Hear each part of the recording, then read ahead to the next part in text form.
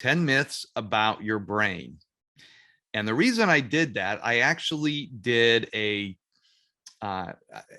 my previous life, or a job that I had before I came to GetSetUp, I worked for a scientific society that focused on behavioral science, neuroscience. So I wrote a lot about the brain, and I still do. I still do it on a freelance basis, write magazine articles about uh, the brain and human behavior and so forth. And through all that experience, I had a lot of my own misconceptions dispelled about how my brain functions, how all our brains function, and also learned how many of them still just kind of lurk throughout society and really can create a lot of false expectations and also a lot of anxiety that may not be necessary. So I'm hoping to enlighten you a little bit on your own brain today. We'll talk, hopefully what I'm hoping you can come out of this with is just a little better idea of the things you thought you knew about your brain that might not actually be based on scientific fact. We'll talk about memory and how memory changes as we age and how it really doesn't. And also, hopefully you can come out of this with an idea of what type of habits you can adopt to really help with your brain health. But I want to stop there because I want to get a feel for what brought people here today, any specific things you were hoping to learn, anything that you're specifically wondering about the brain. Please feel free to unmute and let me know. Nothing in particular? Oh, yeah, Marva. I've been hearing things like you can eat certain foods or take certain vitamins or medication that will increase your memory. One in particular, I'm not gonna say the name, but you can buy at the store that's supposed to increase your brain memory. So that's why I'm taking the class to find out about that. And also, I've had a concussion, more than one, in auto accident and a biking accident. So I want to know how that affects in long term, and also a slight stroke and how that is affected for long term. Okay. I'll touch especially on those supplements you were asking about, concussions, things like that. Yeah, they do. I don't have a whole lot of data on that at my fingertips, but I can try to include some links to some information in the class notes that you might want to refer to about what the long-term ramifications are of concussions. I will talk a little bit about, very briefly, about how brain injuries might affect our bodies and things like that. So, yeah, but we're also going to talk a little bit about the brain's resilience and how it can repair itself sometimes. So, yeah. Yes, Ruth. Hello. I just was attracted to this class because I recently saw an interview online that was sponsored by Deepak Chopra, but he had this brain surgeon / scientist on, and I'm probably going to get all the technical names incorrect, but he was talking about how the brain guy was talking about how we always thought, like, if you had a brain injury, which Marva might be interested in this, that the traditional thought was that, you know, there was nothing you could do about it and that, you know, you were just stuck with it. And now they are learning how to create new neuropaths. Yes. That actually will go around those injuries. And this is like apparently new science. So boy, if you could speak a little bit to that, I think that's great. Yeah, and it's somewhat new, but they've been working on that for a while. And I can tell you that I even saw this 30 years ago with my grandmother when she had a stroke, and they worked with her. She had some aphasia that resulted from that, so that she couldn't always make sense when she was talking. Her diction was fine. It just, the words didn't really fit with what she was trying to communicate. So they did a lot of therapy with her. And the idea was to help her brain sort of work around the areas that were not working. And I'm going to talk a little bit more too about how the brain, when even in the way it interacts with some of our senses, if one of those senses is impaired, like your sight, how the brain will use the area that's usually associated with vision to enhance some other senses in your brain, so to speak. So, yeah. Okay. All right. Well, let's talk first of all about myths. Now, when you first hear the word myth, you can either think of mythology, which is just slightly different. We're not talking about Greek gods or Norse gods or anything like that. We're just talking about beliefs or notions that are unfounded or completely false. And there are many out there. And we are talking today about scientific myths. And that is a myth that is thought to be based in science, but is not. Now, they can take two forms. In some cases, the science has actually proved those misconceptions to be misconceptions, proved those myths to be completely wrong. In other cases, and this is the way science works, there's simply no evidence to back up the belief. That doesn't mean that it might be true. It's just that scientists have not been able to thoroughly document that yet. In some cases, they're working on trying to discover whether the myth is indeed not just a myth, or indeed it is. So that is a big lesson that I learned when I started writing about science and promoting science, is that it is a very incremental process. And sometimes the science will be very conclusive in that something is completely wrong, but many, many times it's just that the jury is still out. So the number one myth out there that I'm no doubt have heard is that you only use 10% of your brain. And that myth has been around for over a century.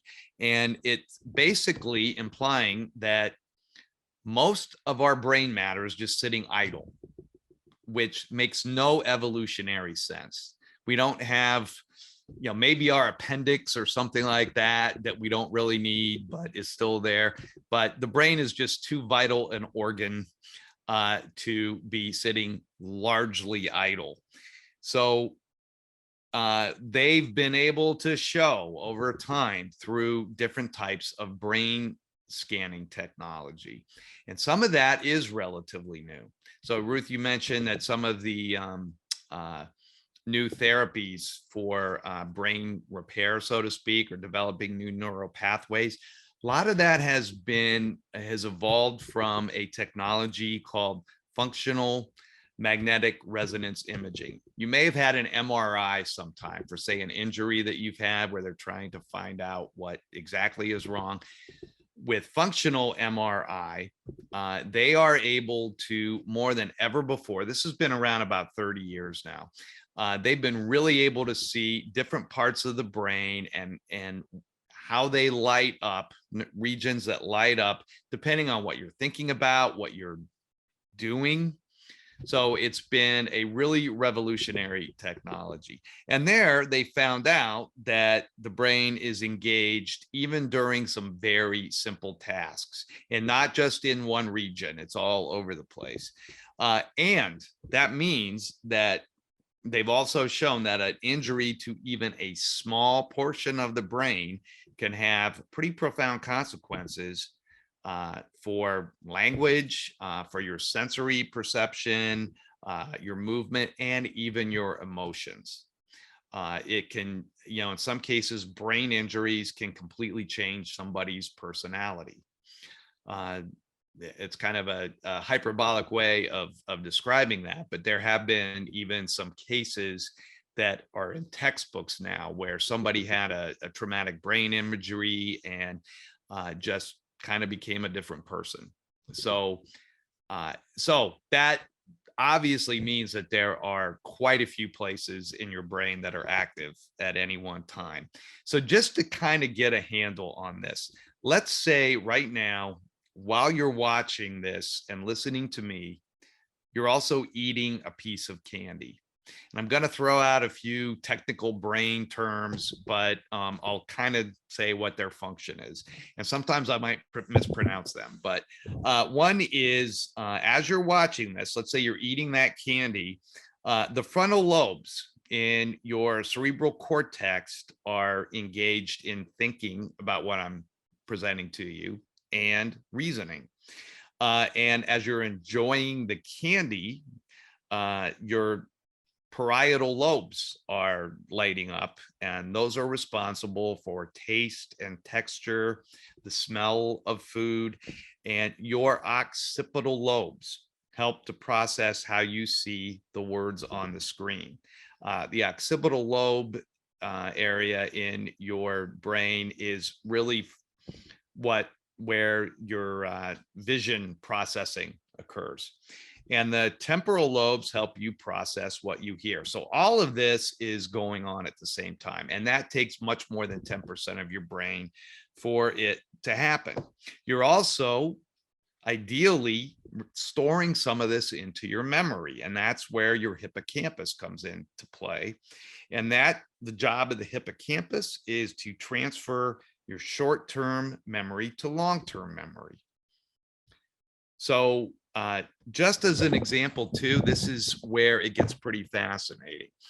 I think I attended a lecture several years ago and actually wrote about it, where a psychological scientist who studies the brain talked about somebody like Stevie Wonder, who has been blind. I can't remember whether it's been all of his life or since early childhood, but he's a musical genius. One area that really has helped him develop that musical, theoretically at least, musical genius is his occipital lobe. Now, what is that? He can't see. So what's going on? The occipital lobe supposedly would just kind of atrophy and wither away. But the fact is that part of the brain, it needs something to do. So if it can't handle if it's not doing the vision processing, it will start playing up some other areas. And in this case, it was his hearing and sense of tone, things like that, that helped, that, again, this is kind of theoretical, but really helped him become a musical genius. I have a niece who is vision impaired, and she also has perfect pitch. She is able to teach herself how to play any musical instrument very easily. So there's a lot of thinking that the occipital lobe is very involved in this, even when its primary function, which is vision processing, is for some reason disrupted. So bottom line is you're using a lot more than 10% of your brain.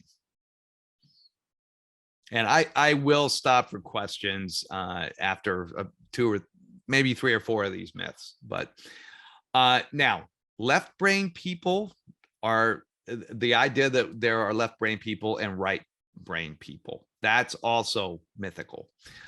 There are, the idea is that left brain people are more technically minded. They are more analytical, more methodical, and right brain people are more artistic, more creative. That is not the case. Science has shown that those two sides of our brain are intricately codependent. So brain scanning technology like that fMRI technology I mentioned has shown how the two hemispheres of the brain most often work together in complex processing. So like say language processing, one that was once believed to be sort of focused in the left area of the brain, but it is now clear that it is taking place in both hemispheres. So the left side will process grammar and pronunciation, while the right side processes intonation, like tone, so we can pick up nuances in what people are telling us. Say we can kind of get an idea whether they're being sarcastic or sincere, and also just sort of the level of volume in their voice, things like that. So it's all kind of working together. Now, what does remain true is that the right side of the brain controls the left side of the body and vice versa. So if you have a stroke in the left side of your brain, you could cause damage to the other side of the body. You may have some paralysis, say, in your right leg. So that part is true. But in terms of the left brain kind of controlling your general abilities or preferences in terms of technical versus creative, that's all myth. Okay, I want to show you this picture before we dive into the third myth I want to talk about. This is a picture of, it's an image of a lung. It's a lung scan. And I want you to take a look at this, and I want you to tell me if you see what you're seeing here. Anything unusual, anything that, without really knowing that much about the lungs in an image scan like this, if there's anything that stands out to you that you're wondering about. Anybody want to share? Feel free to unmute yourselves and let me know. The right side is smaller than the left, and it's more Okay. more white matter on the right Yeah. side. Mm-hmm. Okay. Anybody else? Okay. All right. Somebody direct messaged me, but did anybody notice the gorilla?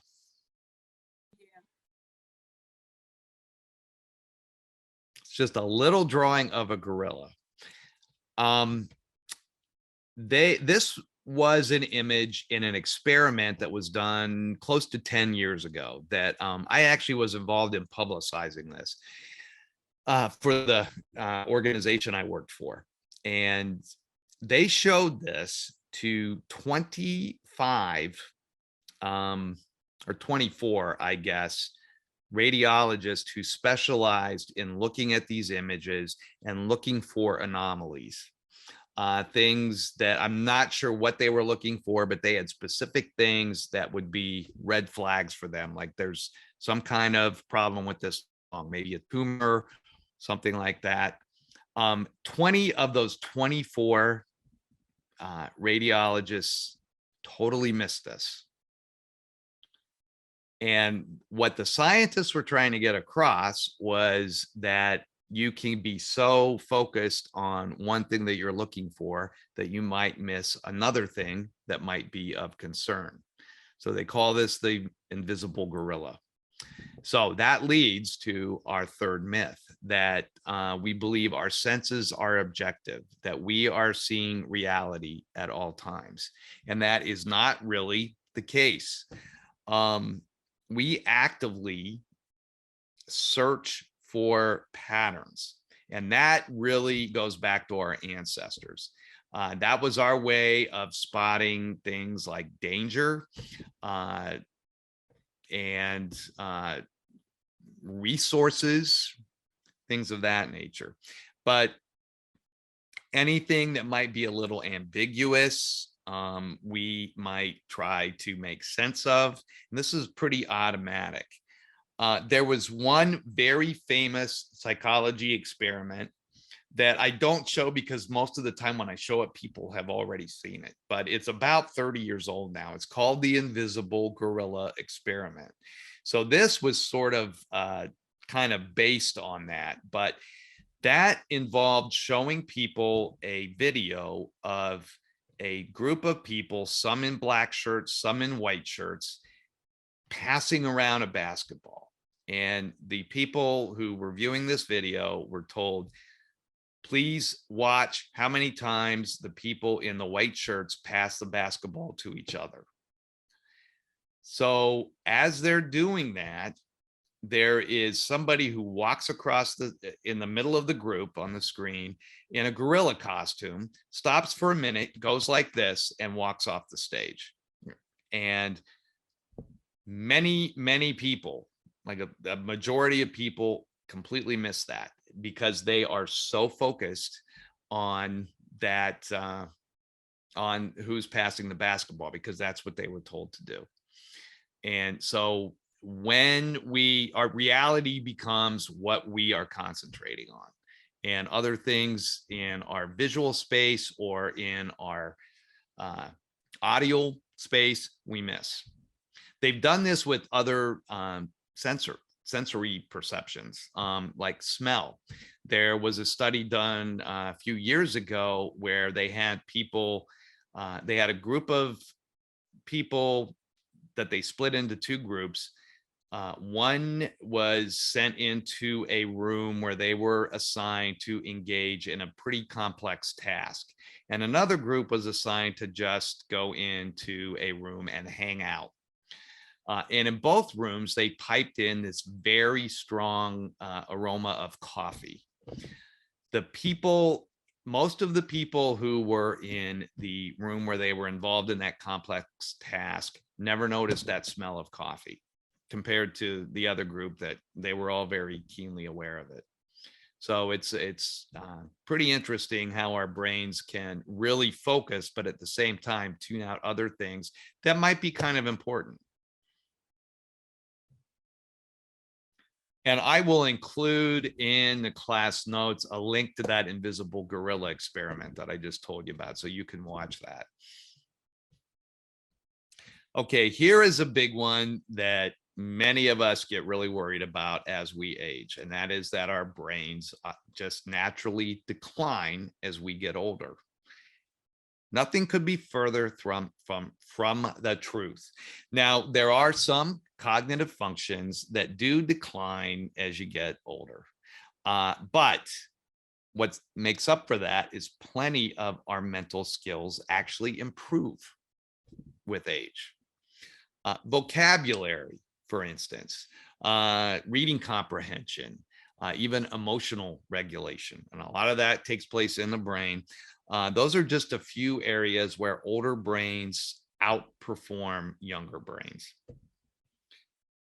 We also still have the ability as older adults to learn new things, learn new languages, learn new hobbies, learn new skills. And so that is important to remember. They've done experiments to show this. They did one experiment where they had people, had one group of people take up a new hobby like digital photography or quilting, and another group that just didn't, but they still kind of followed them. The people who were doing the new hobbies actually had better memory on certain memory tests than the folks who didn't. So it's good to keep yourself engaged in new activities, new learning, even if it's taking a GetSetUp class. Now, they're still trying to understand this, but some scientists think that we build up a cognitive reserve, so to speak, when we do this. You think about right now, they're talking about tapping into the oil reserves, this country tapping into the oil reserves because of the gas crisis right now and the rising prices. It's kind of the same thing with your cognition. As you get older, the more you engage in activities like this, you build up sort of a protective reserve, so that if you do have some kind of brain injury, you've got a lot of resources that you've built up that sort of strengthen your cognition and allow you to withstand a lot of those things better than if you had not been doing that. So, just feel good about your brain. It's not, it's maybe getting older, but it's getting better.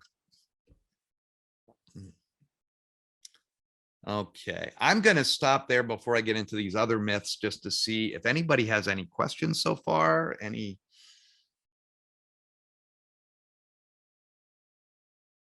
that surprised you? Okay. I have one. Yeah, sure, Lena. If you have an MRI and they said your brain got smaller, but that's because of your age, does that detect any sign of dementia? To my knowledge, no, I don't know that for a fact. Again, I do need to emphasize I'm not a scientist. I just know, write I about know. science, so I don't want know. to. I don't want to tell you anything wrong, but I don't necessarily think brain size itself is a sign of your mental acuity or your brain capacity or anything like that. I think that most of what they do to diagnose dementia is more guesswork, and not complete guesswork. It's educated guesswork, but they'll give you tests on certain types of memory tasks. They'll just kind of observe your behavior.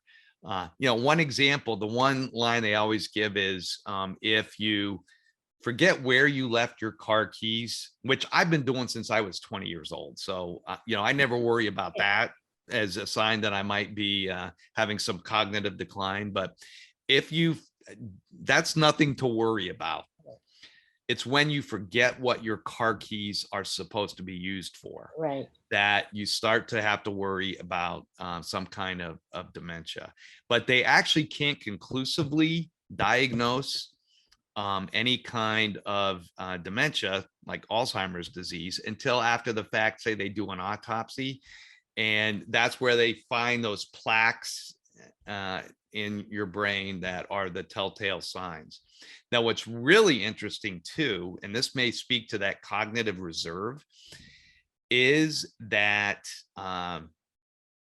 they have done brain autopsies on people who seemed perfectly fine and were still functioning cognitively very well right up until the time they died, and they have all those telltale signs of dementia. They've got those plaques in their brain, but somehow they withstood any kind of symptoms that would result from that. So they're still trying to understand it. The brain is a fascinating machine, and it's over time they've understood quite a bit more about it, but they're still trying to learn about brain disorders and yeah, that's, I and just brain wondered health. that.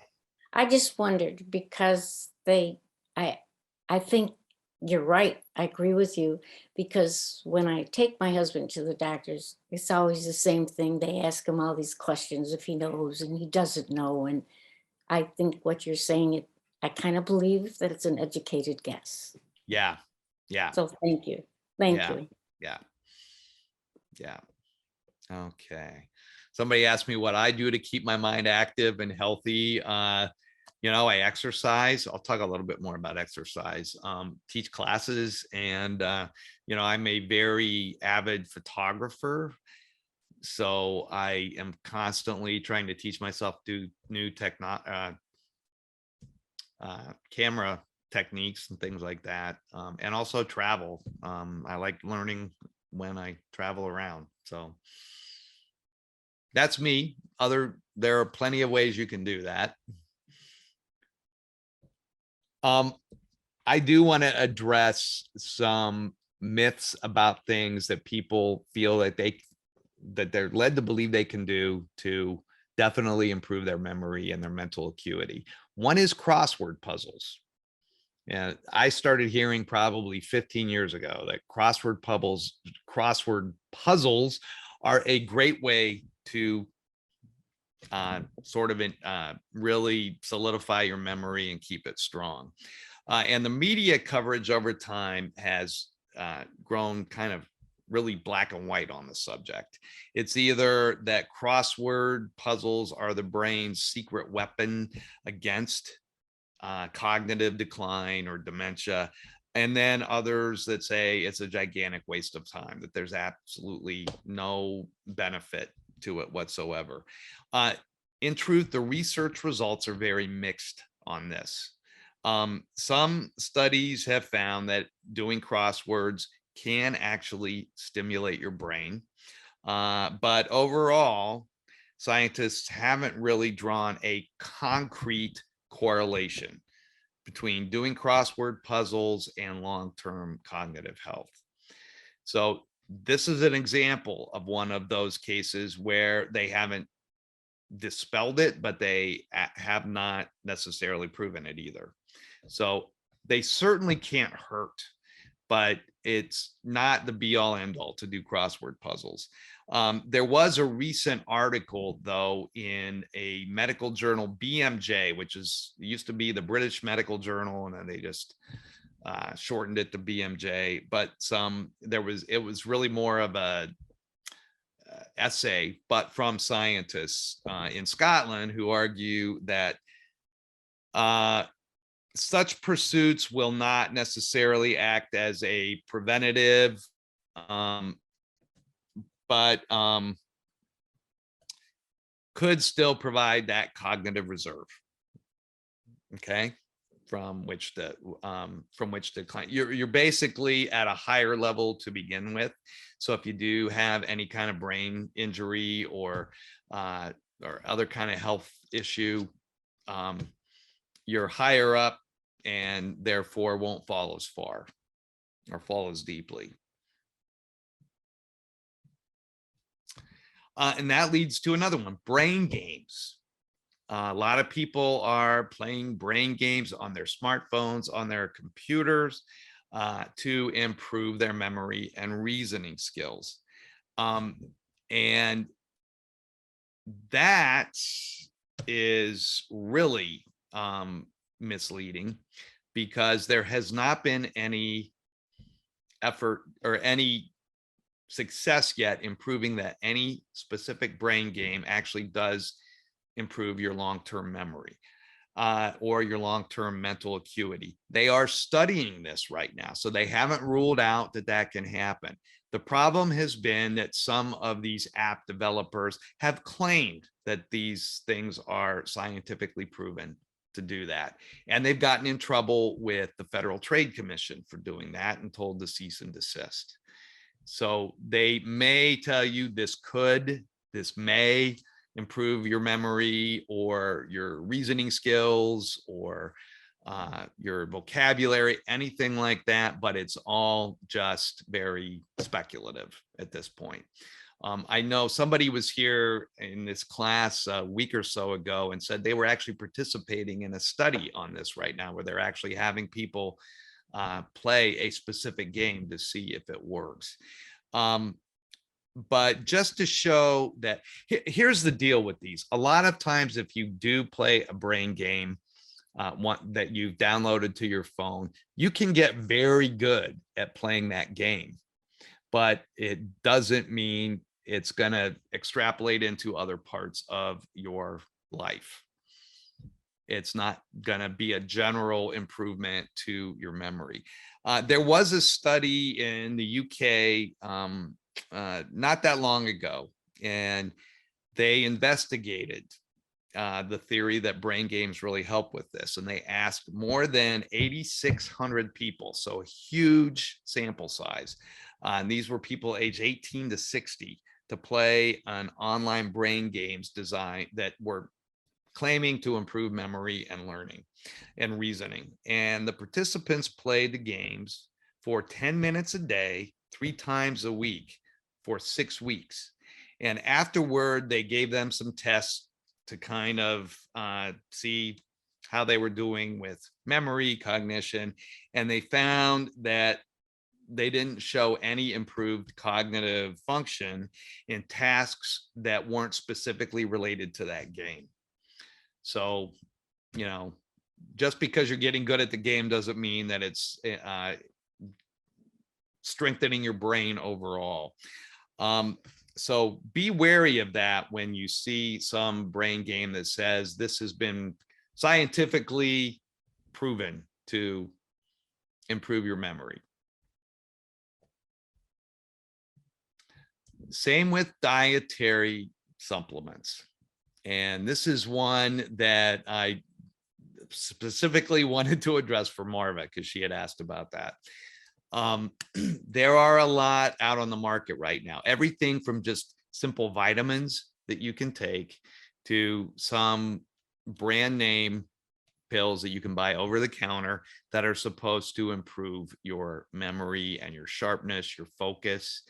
And I'm going to talk, I am very dubious about dietary supplements in general. And that's because for years we've been told that taking, say, extra vitamin C a day can ward off the common cold. Other vitamins have a specific benefit. And this, in fact, the science isn't really conclusive on that. Part of the reason is, say, with just nutritional benefits of taking a dietary supplement, most of those studies have been based on the vitamins in food itself, not in the pills. So what that leaves out when you take one of these pills is all the bioactive interaction that's going on with the different types of food you're eating and how that all gets processed to create that nutritional benefit. You're not going to get that in a simple pill. So there's no really strong evidence that, say, taking vitamin C is going to ward off the common cold. Same thing with dietary supplements that are supposed to help your brain. And I know there's one, I'm not going to get into any brand names, but there is one that I see advertised on TV a lot. And that particular brand actually got into trouble several years ago, I think with Federal Trade Commission, for claiming that it was scientifically shown to improve memory and mental focus, sharpening, mental sharpening, so forth. That is not the case. They now are sort of circumventing that a little bit, or getting around it by simply saying that it could improve your memory, which they are legally allowed to do. These are, the other thing to keep in mind is these are really not very well regulated. So that you never know quite what you're getting. And the only thing they are forbidden to do right now under law is to claim that they can cure or protect you from a specific disease like Alzheimer's disease. But they can make it conditional, saying, it might, but, a new pair of tires might help me avoid skidding off the road, but same thing, it's all might.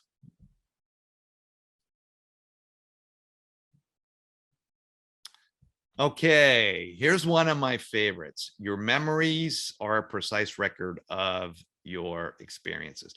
I'm going to backtrack here because there was a question in the chat. Does this include herbs? So I don't know for sure, but I think if you are using certain herbs in your diet, not just by taking a pill for it.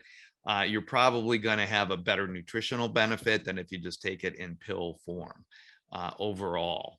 But that's something you probably want to research a little bit more, because it's going to vary from herb to herb. A lot of people take ginkgo balboa, is that the way it's pronounced? That they have done studies on it to try to see if it has any way to elevate your mood, things like that. But the one thing, if you take nothing else out of this class, the one thing to keep in mind is that science is very incremental.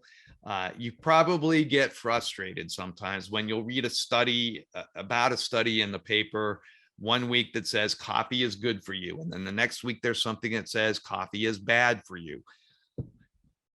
You know, there are different research institutions doing this research. They may be looking at a specific thing. And so they're going to come up with different conclusions. And over time, all that sort of works itself out, and they do come to something pretty conclusive. But that takes time. So if nothing else, just think that science sometimes is slow to really confirm something conclusively so that you can really count on it. Okay, memories, being a precise record of your experiences. I love this stuff. I am fascinated with memory.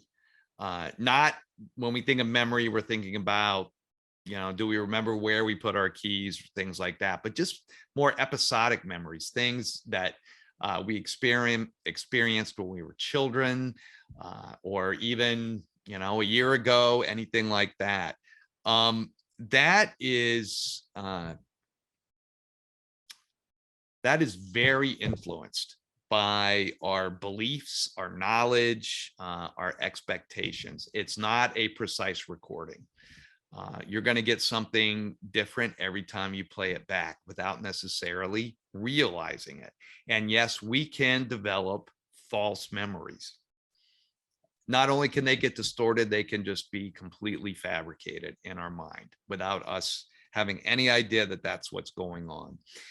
There's a scientist named Elizabeth Loftus, who is one of the world's foremost researchers on memory and memory distortion, not impairment, but distortion. And one of her seminal experiments was called the Lost in the Mall experiment. And she had people come into her lab with a family member or friend. And from my understanding, they were in on the experiment, but the actual subjects of the study were not. And those cohorts or confederates, as they call them in research, were telling them about, do you remember that time you got lost in the mall? Well, in every case, that had never happened. But they just say, remember that time you got lost in the mall when you were a kid and we looked for you for an hour before we found you? So in that study, 25% of those subjects not only remembered that implanted memory, but they added their own details.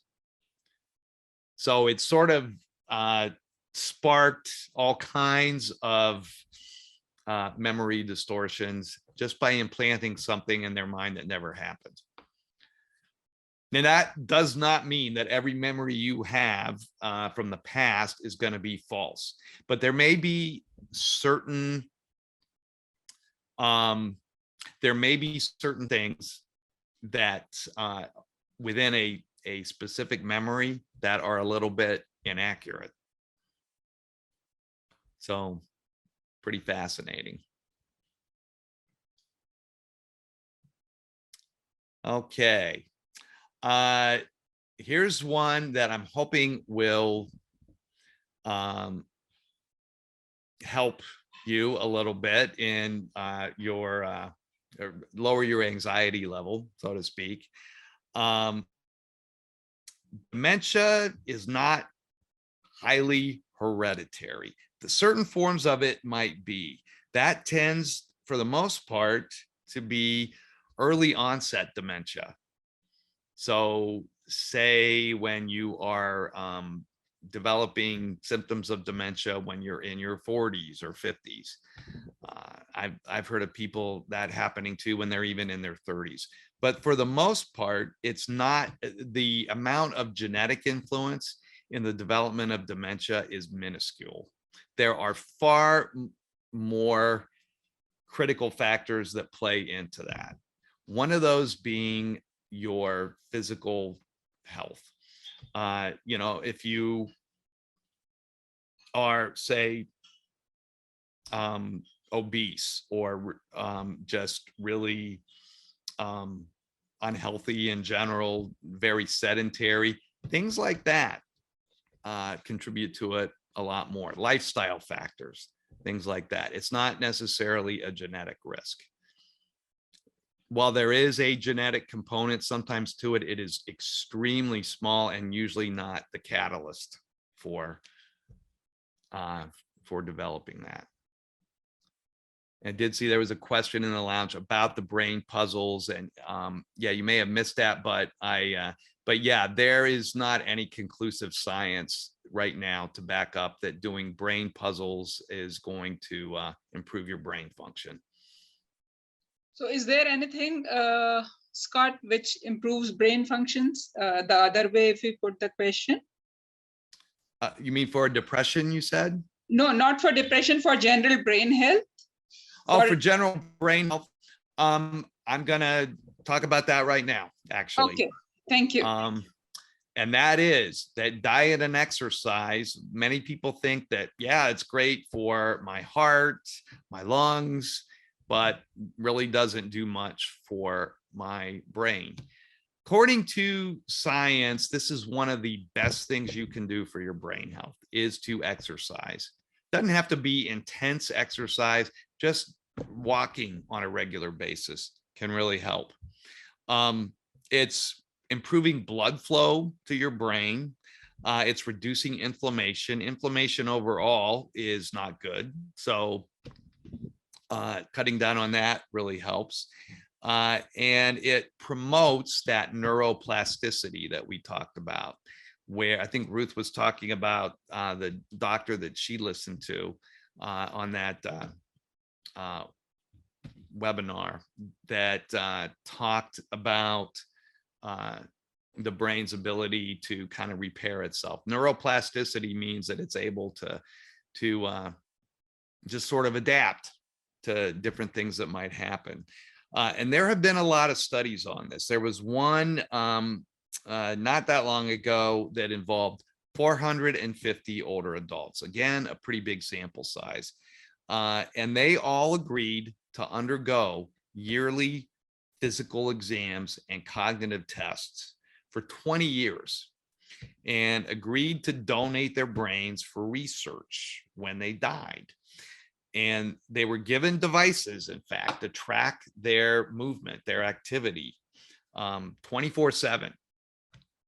I'm still kind of amazed they got people to do this for an extended number of years, but they did. And they found that the people who did move more on a daily basis scored better on the memory and cognitive tests that they were given every year as a check-in. And they had lower rates of dementia. So that's pretty strong evidence that exercise can really help. Still kind of correlational, but it's a good indication. There was another study that they did. This speaks to diet a little bit and how this fits into it, where this was a smaller sample size, but still fairly substantial. 160 sedentary older people who already had some mild cognitive impairment. And they were given a choice of several conditions. They could do aerobic exercise for 45 minutes, 3 times a week.